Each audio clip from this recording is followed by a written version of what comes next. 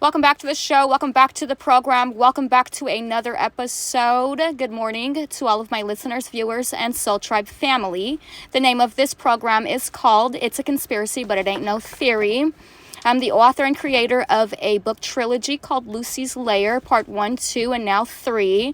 Lucy's Lair is a book trilogy reflecting my life as a survivor of rape culture, child sex trafficking, and psychological gas chambers. And so to the average person who may just be tuning in for the very first time, if you're relatively new, gang stalking is an organized attempt to destroy somebody's life. Gang stalking is a conspiracy against a victim or a person's rights. And so the perpetrators of the gang stalking, they are able to facilitate these psychological echo chambers and emotional torture chambers and financial distress pretty systemically, actually, and pretty easily, actually. Really, nowadays, technology is doing pretty much all of the heavy lifting, but gang stalking is very, very, very common and super old. It's a very, very old war technique used to create psychological instability, to manufacture financial insecurity, and basically to have somebody written off the world, off the edge of the, I don't even know how to describe it really, because it's so satanic. One of the reasons why I enjoy my show so much is because I really get to go in full depth of what it is that these targeted individuals are dealing with. I myself am still processing a lot of the trauma that I've recently had to be forced to experience due to the trauma-based mind control, the street theater, the neurolinguistic programming, and the social engineering. So it will definitely probably take the rest of my life, whatever's left of it, to process the trauma that I've experienced at the behest of my gang stalkers. But they really do. They rely heavily on loopholes and the fact that technology is behind the curb legally.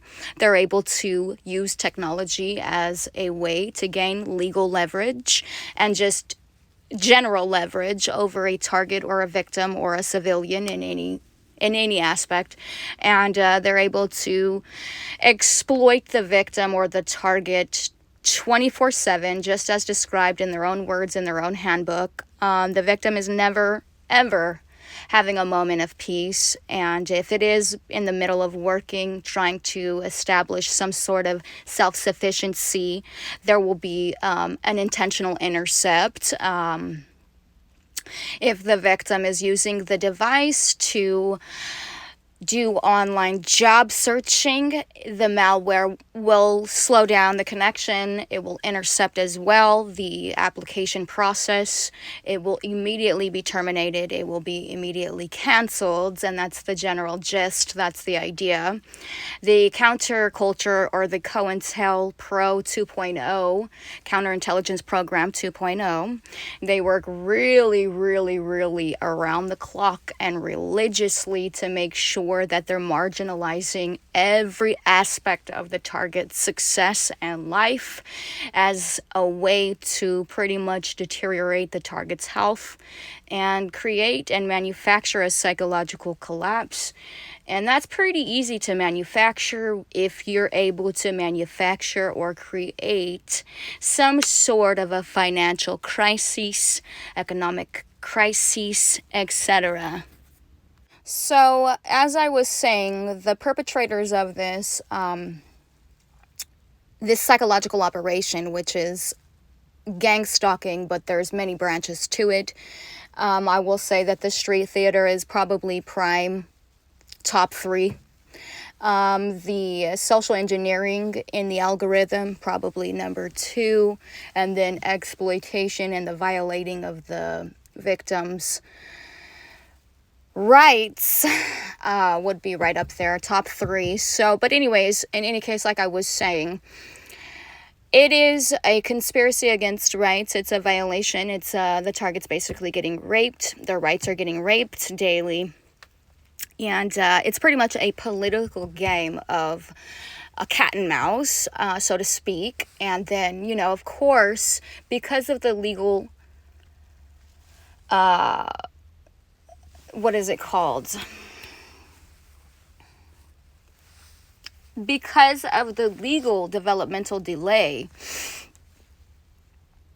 there are loopholes where these people are actually able to, the people that are working for the Department of Defense, they're actually able to go about doing all the things that they're doing, and they come up with these really, really elaborate and fancy names to call human trafficking and domestic servitude, or otherwise known as slavery. They come up with these super elaborate names to call what they're doing, the crimes that they're committing, to try to make them, to minimize the way that it sounds, to minimize the way that it appears to the general public, and to basically call it such a fancy name for crime, which it's trafficking at the end of the day. Exploitation is exploitation. This is how they are ridding themselves of any competition. This is how they maintain the status quo. So this is how they keep rich people rich and in positions of power. They don't do, these rich people don't do any of the heavy lifting. They do nothing for themselves. They use poor people to do it for them. So it's very, very, very interesting to sit back and to investigate it all and to observe it all. But they keep finding these loopholes, and they keep coming up with these really fancy ways of going about calling slavery something that it's not, in order to brainwash the people who are forced to comply, in order to brainwash them into doing their corrupt, dirty deeds. So if you just told somebody, hey, I want you to hack onto Adrienne's device so we can exploit her for profit. Now, not very many people are gonna jump on board with that, because that's obviously crime. Nobody should be stupid enough to just go ahead and participate in organized crime, or you would think. But that is exactly what they are doing. So in any case, because they just can't get that many people on board with organized crime and exploitation on a federal level, they have to create these fancy words to try to describe what they're doing. An example: neuro-linguistic programming, agents in action, social engineering. These are all really, really fancy ways.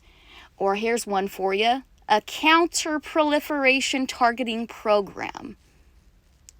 Those are just really fancy ways of saying a slow kill, torture / kill, red squad, suicide squad program, you know, so that involves exploitation and extreme sexual and cultural humiliations publicly through the veil that is provided with technology, by technology. So, you know, all of this heavy lifting, the device is able to do it all from A to Z. But the gang stalking, boots on ground is very, very ancient ritual. And so anytime you want to break a generational curse, you gotta get to the root of it. You just gotta know, where does this come from, and who perpetuates this neuro-linguistic programming, these social engineering attacks, and all of this systemic oppression, all of this narcissistic personality disorder that each and every single gang stalker suffers with. Honey, there is absolutely no difference from the person who's gang stalking, who owns a mansion, and the prisoner that just got let out of prison so that they could be the boots on ground guy for the one sitting in the mansion. They both belong as cellmates in the same prison cell. You don't own property. Exploiting me for profit is a fucking crime. Murdering somebody so you can mock somebody else is a fucking crime. All right, and so I just have to take a moment to applaud my hero, myself, to take my cowboy hat off for me, because these things are insane.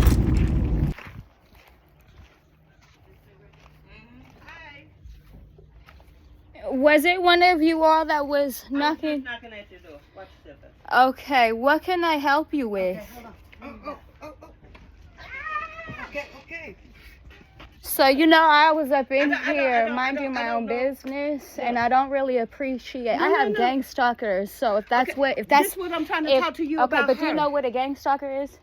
Somebody that stalks you that ain't worth. They out to get you. Okay. You taking my picture? I have gang stalkers. Okay, so babe. for my protection, and I get that. Yes, I record everything. I also have a show, and I'm also a model. So okay. Look, I do independent journaling. Can I tell you why I came and over? this is the type of corruption that I cover. I'm not in no gang. I'm a okay, that's 60-year-old beautiful. woman. That's wonderful. But and I don't wanted want to talk any to you problems because with y'all you folks, because I do not know you. I don't concern myself with you guys. Absolutely not. So have a nice day. Have a wonderful day. You have a nice day. It was nice to meet you. It was nice to meet you. Never, not once.